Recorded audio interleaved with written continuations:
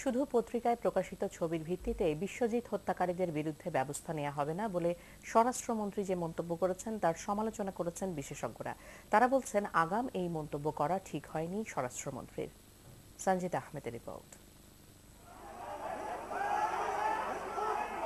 ছবি নাকি কথা বলে, বিশ্বজিৎ হত্যাকারীদের চিহ্নিত করতে এই ছবির ভাষাই কি যথেষ্ট নয়?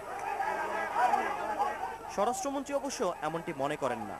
আইনি প্রক্রিয়ায় একটি বা দুটি খবরের কাগজে কোনো ব্যক্তি বিশেষের যদি কোনো ফটো প্রকাশিত হয় তাহলে সেটাই কিন্তু যথেষ্ট সাক্ষ্য নয়। স্বরাষ্ট্রমন্ত্রীর এমন মন্তব্যের তীব্র সমালোচনা করেন মানবাধিকার কর্মী আদিলুর রহমান খান।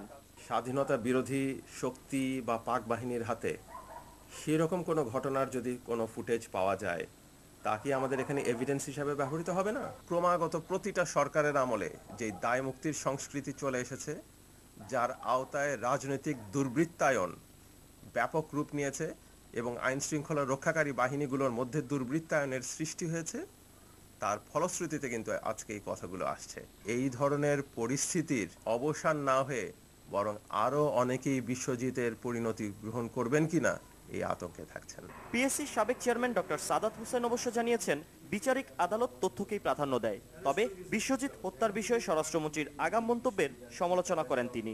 ওনার বক্তব্য এই পর্যায়ে বিচারিক আদালতের বক্তব্য হয়ে গেছে, সেদিক থেকে উনি একটু অ্যাডভান্স বলে ফেলেছেন এবং জনগণের প্রত্যাশার দিকে তাকিয়ে তিনি বলেন নাই। ফুটেজ এভিডেন্স হিসাবে আসবে, মানুষের বক্তব্য আসবে, মানুষ সে সম্পর্কে কি দেখেছে, কারা দেখেছে, বিচারিক আদালত এগুলি ভালো করে দেখবে।